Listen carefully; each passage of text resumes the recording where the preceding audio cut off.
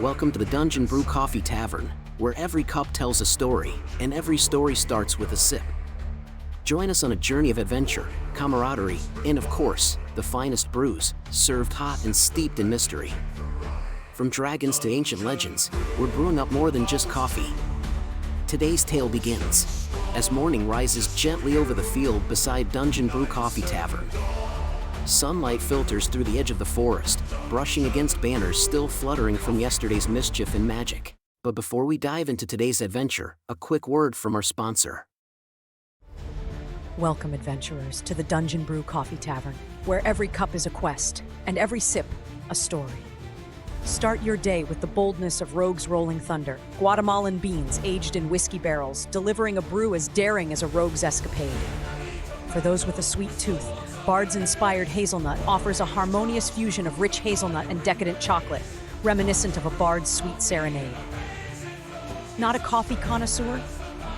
Our artisan teas, like the delicate moonlit jasmine or the comforting cider harvest, promise a journey through flavors both exotic and familiar.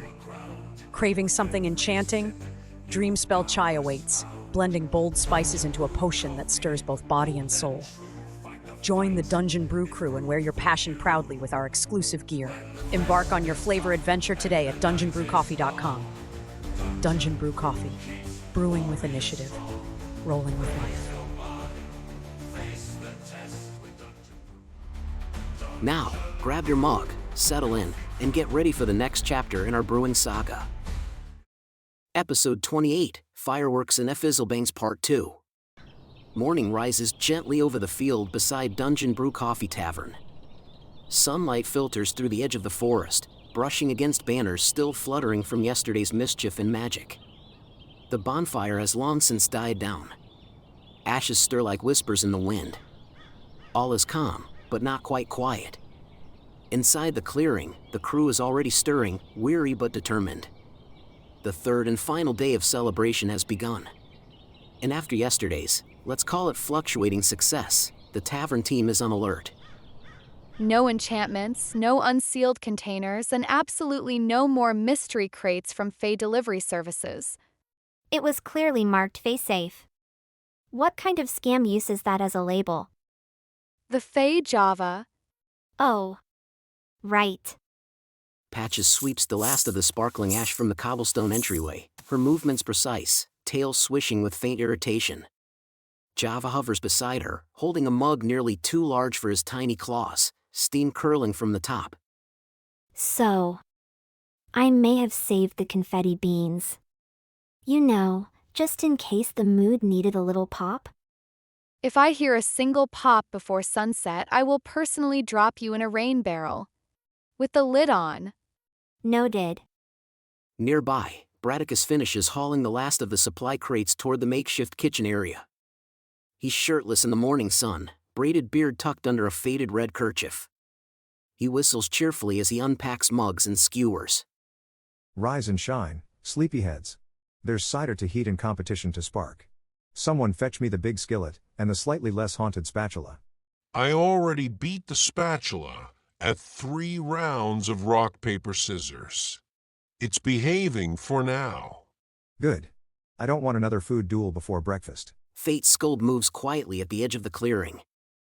Her cloak trails just above the damp grass, runes stitched into the hem catching tiny motes of dawnlight. She doesn't speak yet, but she watches the trees. And she listens. The veil's still thin. We should not assume the third day will be safer than the second. The Fae rarely withdraw without leaving a footprint. Good morning, Chaos Crew. I've brought the Skewers of Destiny, now 40% less spicy, by popular demand. They literally left scorch marks on a tablecloth. That's just flavor with ambition. Honestly, it smelled delicious. It smelled like revenge. As the morning stretches on, the crew sets to work. Tables are reset. Banners rehung. Magical items double-checked, or quietly buried behind the herb garden. They don't speak much about yesterday's final firework. The one no one lit. The one that watched back. But it sits with them. In the pause between chores. In the glance toward the woods. in the unspoken thought. They saw us. Make way for the grand march of the Nut Knights. And then, there they are. At least a dozen squirrels come trotting down the center lane, wearing ribbons, painted leaf capes, and tiny medals made from pressed bottle caps. One pulls a wagon filled with shiny rocks. Another wears what looks suspiciously like a doll's wig tied into a ponytail. The lead squirrel rides atop a pine cone like a throne, bearing a flag made of woven grass. At their head, little Arwen marches proudly, blowing a panpipe made from reed straws and chewing gum. Well, I'll be a full parade with choreography. That one's doing somersaults. I can't even do that with wings. I swear that squirrel just winked at me. That's not a squirrel. That's a weasel in disguise. Don't ask me how I know. They're enchanted. Light touch illusions. Probably harmless. Likely just watching. Sir Nibbleton says thank you for the stage and requests peanuts by sundown. The villagers cheer. No one questions the parade. At Dungeon Brew, a squirrel circus on a Sunday isn't even the strangest thing to happen this week. By midday, the clearing hums with life. Laughter echoes across the field. Smoke rises from the grill. Children chase colored ribbons through the grass. Games begin, and for now, at least for now, the joy is real. But beyond the trees, in the shadows that shift too softly, something listens. And waits. By midday, the tavern grounds have become a proper spectacle. The laughter of villagers blends with the scent of roasted meat and freshly ground beans.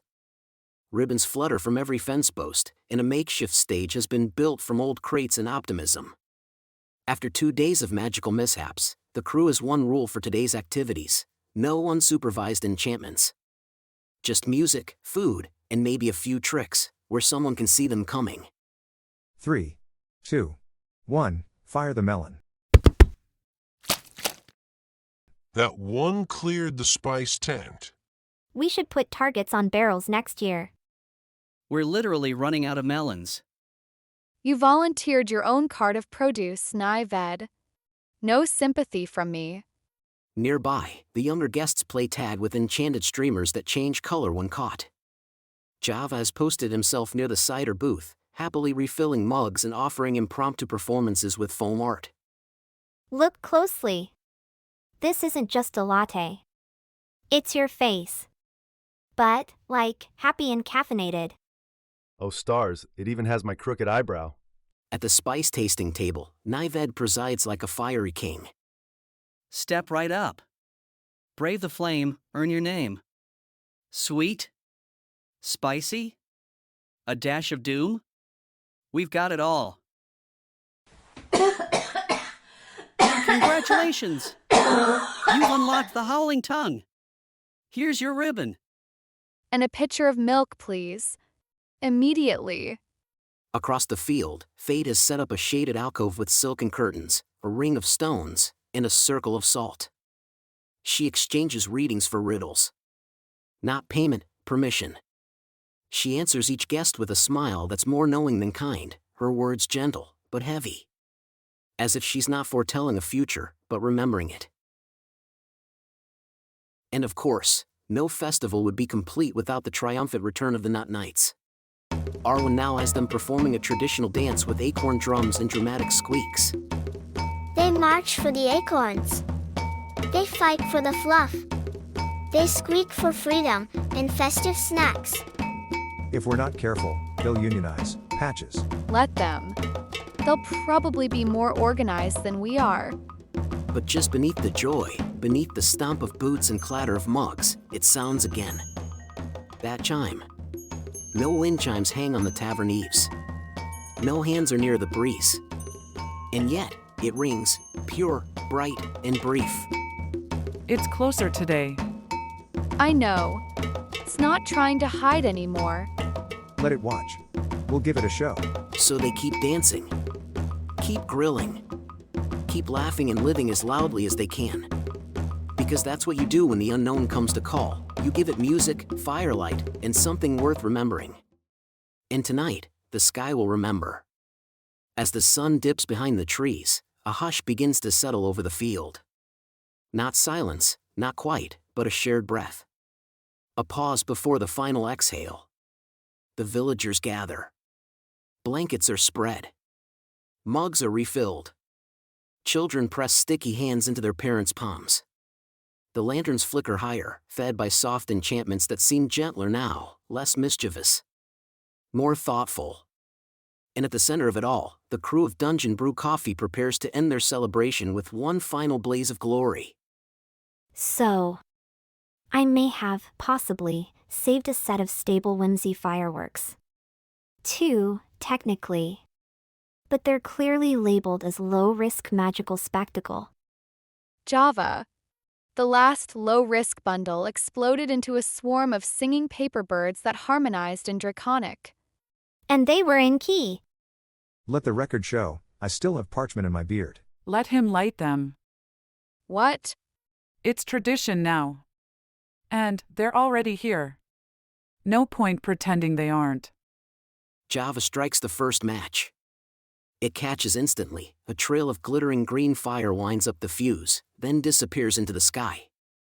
The first firework gleams, a crimson burst that ripples into gold, then silver, forming the shape of a phoenix that soars, arcs, and vanishes in a flicker of ashen stars. That one almost made me cry. Almost. Look, the next one's blue. Like a fizzy bubble. The second firework twists into curling strands, images appear, a shared meal on a long-forgotten road. A storm survived beneath a leaning pine. The first time the tavern fire was lit, and the 5 of them stood together. Those are our memories. That's us. That's now. And then it sounds, the chime. Clear. Close. No one moves. No one speaks. And just as Java prepares the final firework. Hey! I didn't. Shoo. Let it happen. The sky doesn't roar. It holds its breath. The firework drifts upward like a prayer and unfolds. Not in a burst, but a blooming. Petals of violet. Threads of gold. A ripple of blue so deep, it humbles the stars around it. At the center, a shape. Not light. Not shadow. Just presence. Watching. It does not speak. It does not move. But every soul present knows they are seen. Not judged. Not threatened. Just witnessed. Was that one of them? Not quite. But close enough to bow your head. And then, it's gone. No smoke. No echo. Just awe. They saw us. Let's hope they liked what they saw. The festival ends not with fire, but with silence. Not with chaos, but communion. There are no more tricks. No more surprises. Just the comfort of being together, in story, in memory, in magic. And so, the last of the Fizzlebangs fades. The banners will come down tomorrow. The squirrels will return to the forest. But something older, something deeper, remains. In the soil. In the tavern walls. In the hearts of those who dared to celebrate joy, even when the world was watching.